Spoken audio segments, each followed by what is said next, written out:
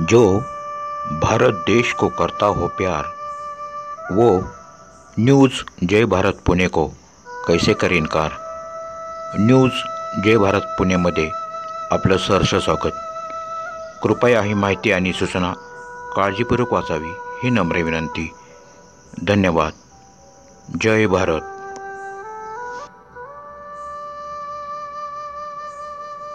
नमस्कार। पुणे जिल्हा सहकारी गृहरचना संस्था आणि अपार्टमेंट महासंघ मर्यादित तसेच महाराष्ट्र राज्य सहकारी गृहनिर्माण संस्था महासंघ मर्यादित यांच्याविषयी आज आपण वेगळी आणि एक थोडीशी वेगळी आगळी अशी एक माहिती पाहणार आहोत आणि ऐकणार आहोत, तर ऐका। नमस्कार, मी सुहास पटवर्धन। मी पुणे जिल्हा सहकारी गृहनिर्माण महासंघ याचा आपण अपार्टमेंट जोडले त्याचा अध्यक्ष आहे। त्याचप्रमाणे महाराष्ट्र राज्य सहकारी गृहनिर्माण महासंघ याचाही अध्यक्ष आहे। आपल्याला कल्पना आहे की आपण 2023 ऑक्टोबर महिन्यात सहकार संवाद एक ऑनलाईन ॲप तयार केलेले आहे। त्याच्यात मुंबई, नवी मुंबई, ठाणे आणि पुणे या सगळ्या महासंघाच्या लोकांनी कॉन्ट्रीब्यूट करून महाराष्ट्र शासनाबरोबर एक ॲप केलेलं आहे सहकार संवाद। आपले जे माजी अध्यक्ष आयुक्त होते अनिलजी कवडे, त्यांच्या स्फूर्तीनं त्यांच्या अध्यक्षतेखाली एक कमिटी नेमली आणि त्याच्या अशा प्रकारचा जे सहकार अनेक प्रकारच्या तक्रारी येतात त्या सोडवण्यासाठी ऑनलाईन काहीतरी करावं अशी गेली अनेक दिवस आमची चर्चा होती। त्याचा अभ्यास करून आपण हे ॲप डेव्हलप केलेलं आहे आणि हे ऑक्टोबर 2023ला ज्यावेळेस आपण ॲप डेव्हलप हे चालू केलं, इनॉग्रेशन केलं, ते मंत्रालयात झालेलं आहे आणि आपले माननीय आमदार आणि महोदय आपले सहकार मंत्री दिलीपजी वळसे पाटील यांच्या उपस्थितीत, त्यांच्या हस्ते आणि सहकार सचिव राकेश कुमार राजेश कुमार यांच्या हस्ते आपण ते सुरुवात केलेली आहे। आता ऑक्टोबरपासून आज आपण ऑगस्टमध्ये, तर या 7-8 महिन्यात त्याच्यात भरपूर हिट झालेले आहेत आणि ते कसं ॲप तयार केलं, त्याची आवश्यकता काय होती, यासाठी आमचे महाराष्ट्र हाऊसिंग फेडरेशनचे, पुणे हाऊसिंग फेडरेशनचे जे एक्सपर्ट आलेले आहेत, तज्ज्ञ संचालक, की ज्यांचा या ॲप डेव्हलप करण्यात आणि त्याचं सगळं लेखाजोखा मागण्यात जे आमचे expert director advocate Shriprasad Parab, जे हायकोर्ट आणि सुप्रीम कोर्टचे ॲडव्होकेट आहेत, त्यांना मी सविस्तर माहिती देण्याची विनंती करतो। धन्यवाद। याविषयी मला एक पण सांगायचं आहे की जे न्यूज जय भारत हे आपले चॅनल आहे, ते नंदकुमार बर्गे साहेब हे आपल्याला नेहमीच मार्गदर्शन करत असतात, त्याला आपलं सहकार्य करत असतात आणि यापुढे पण ते आपल्याला देतील याची मला खात्री आहे। धन्यवाद। जय हिंद, जय महाराष्ट्र, जय सहकार। ॲडव्होकेट श्रीप्रसाद परब। धन्यवाद पटवर्धन सर। सहकार संवाद पोर्टल हे लॉन्च जे झालेलं आहे Maharashtra state cooperative housing federation आणि स्टेट कोऑपरेटिव्ह डिपार्टमेंट ह्या दोघांच्या संयुक्त विद्यमाने सहकार संवाद पोर्टल हे लॉन्च झालेलं आहे। आणि सहकार संवाद पोर्टल लॉन्च करायचं कारण असं होतं की आपल्या महाराष्ट्रामध्ये मोर दॅन 1,25,000 हाऊसिंग सोसायटीज आहेत आणि त्यांचे प्रश्न जे आहेत हे registrar, cooperative court, civil court, high court अशा वेरियस सगळ्या ट्रायब्युनल्स आणि कोर्ट्समध्ये प्रलंबित आहेत।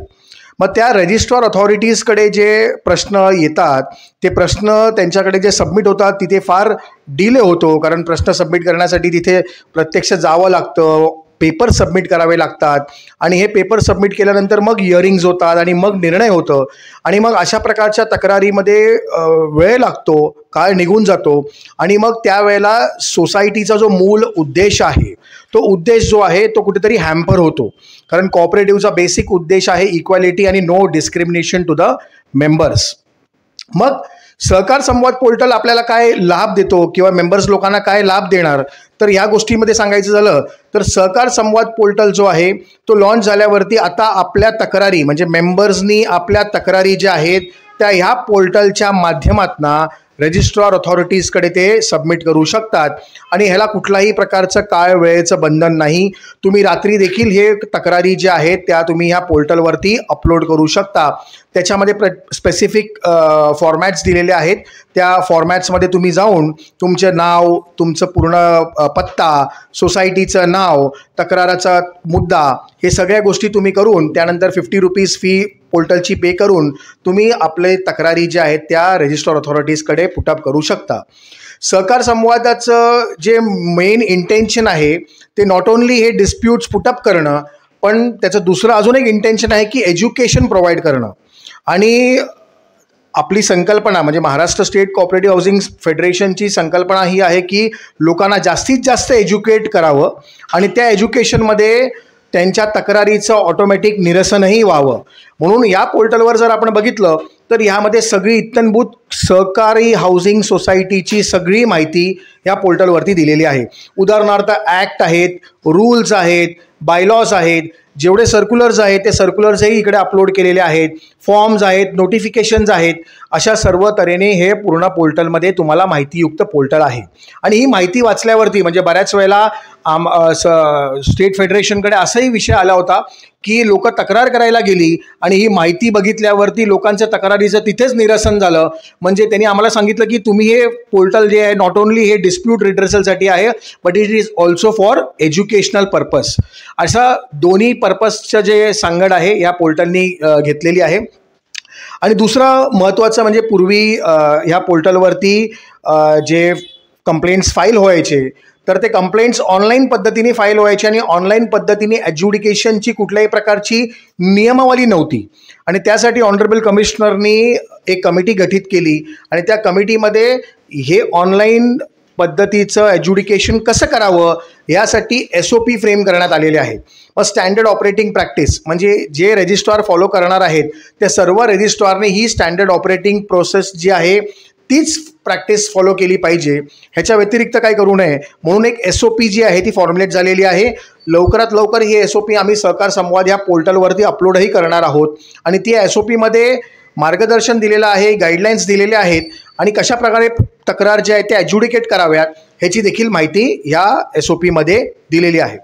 नॉट ओन्ली दिस, आता पुढे जर आपण बघितलं तर national cooperative union of India he apex body आहे. जसं महाराष्ट्र स्टेट कोऑपरेटिव्ह फेडरेशन जे आहे हाऊसिंग फेडरेशन हे महाराष्ट्रामध्ये अपेक्स बॉडी आहे तसं NCOI ही आपल्या इंडियामध्ये अपेक्स बॉडी आहे विथ रिगार्ड्स टू कॉपरेशन.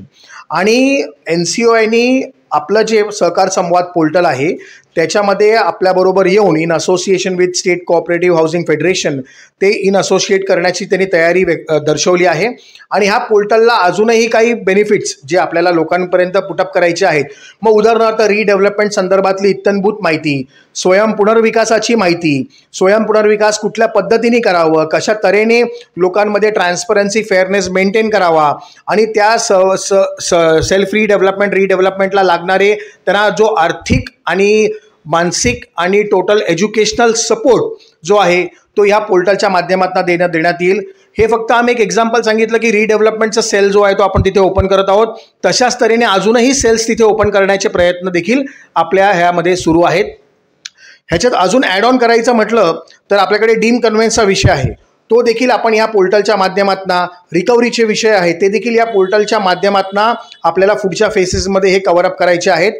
पुढे आमचे अध्यक्ष सर जे आहेत म्हणजे पटवर्धन सर जे आहेत ह्यांच्या कलेक्टर सरांशी बोलणं चालू आहे आणि त्यामध्ये हे चारही डिपार्टमेंटला लिंक करण्याचा देखील एक ऑप्शन आपण एक्सप्लोर करत आहोत. म्हणजे सिंगल विंडो इंटिग्रेटेड सिस्टम जे आहे ते देखील आपण बघत आहोत डीम कन्व्हेन्सच्या माध्यमातून. म्हणजे DDRने ऑर्डर पास ऑन केली की तिथून ॲज्युडिकेशनला त्या मेकॅनिझममधनंच गेली पाहिजे, तिथूनच ती रजिस्ट्रेशनसाठी गेली पाहिजे आणि तिथूनच ती म्युटेशन एंट्रीजमध्ये गेली पाहिजे. अशा तऱ्हेने लोकांचं डीम कन्व्हेन्स जे आहे ते फास्ट ट्रॅकमध्ये कव्हर होईल. ही संकल्पना जी आहे ती आमच्या ऑनरेबल चेअरमॅन जे आहेत आमचे पटवर्धन सर त्यांची आहे आणि त्याच्यासाठी ते आम्ही पाठपुरावा करत आहोत. तर अशा तऱ्हेने हे जे सहकार संवाद पोर्टल आहे ते उपयुक्त पोर्टल आहे आणि त्याबद्दल थोडंसं ॲड ऑन करण्यासाठी मी पुन्हा एकदा आमचे ऑनरेबल चेअरमॅन आहेत त्यांना इथे बोलवतो आणि ते थोडीशी अजून याच्यामध्ये ॲड ऑन माहिती देतील. धन्यवाद. ॲडव्होकेट परब साहेबांनी सगळं इत्तंभूत माहिती दिलेली आहे, सोप्या शब्दात सांगितलेलं आहे सहकार समाज काय आहे.